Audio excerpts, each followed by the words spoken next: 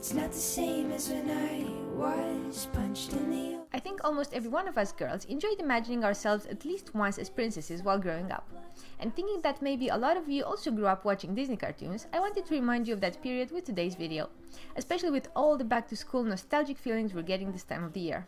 From delicate and elegant leading ladies to fearless, rebellious leaders, I incorporated the key defining elements of 5 much-loved Disney princesses in today's look. And I think the hardcore Disney fans have already identified a couple of these elements. Starting with the most obvious of them, I think it's clear for all to see which of the Disney princesses my hair color is most similar to. Ariel, the Little Mermaid. Strong red is also my favorite hair color, which I maintain with the help of the overtone, hair balm and mask.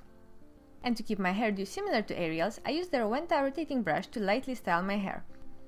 Oh, and let's not forget the earrings I'm wearing either. With their small pearls, they are perfect for a sea princess. While styling, I always roll the hair inwards for extra volume, turning only the ends outwards by alternating the rotation direction of the brush.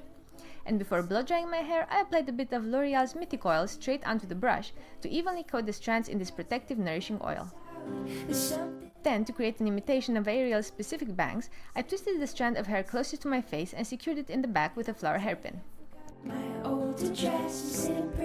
And now that I fixed my hair with it, I will continue to add more flower pins in different shapes and colors to enrich the whole hairdo.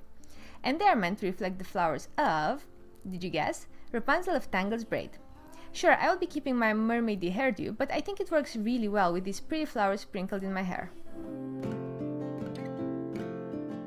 Next, I got today's makeup inspiration from my favorite Disney princess, Belle of Beauty and the Beast. I love her fresh look, accentuated by her long lashes, which create that Disney-specific flick, her blushing cheeks and rosy lips. To achieve her look, I drew an eyeliner flick with Maybelline's matte ink liquid liner, and I applied a heavy-handed layer of Givenchy's Noir Couture waterproof mascara.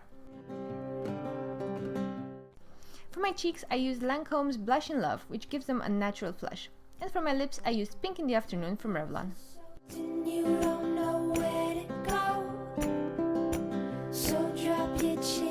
Take yourself back home and roll out your maps and papers. Find out your hiding. The outfit itself is inspired by Megara of Hercules.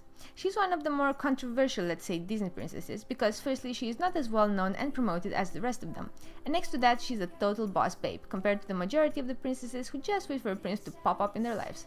Megara is strong, intelligent, and even cunning sometimes, full of initiative, courage, and sarcasm, 3 features that I, for one, absolutely love. So I put on a dress inspired by her Greek-style gown, with multiple pleats and drapings in a gorgeous purple shade. And of course, I kept the sandals flat after the ancient Greek fashion. Now last but not least, the final touch, a temporary tattoo that reminds us of Jasmine from Aladdin, a princess whose strong character and natural beauty I admire. Which is why I chose this golden lotus flower tattoo to reflect her oriental richness and as a nod to the flower that Aladdin gives her on their trip on the magic carpet.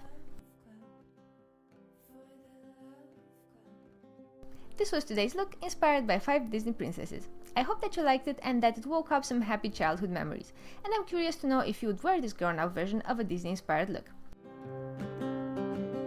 Don't forget to also let me know in the comment section who your favorite Disney princess is. Until next time, I'm sending you hugs and kisses and wishing you as usual a fabulous time.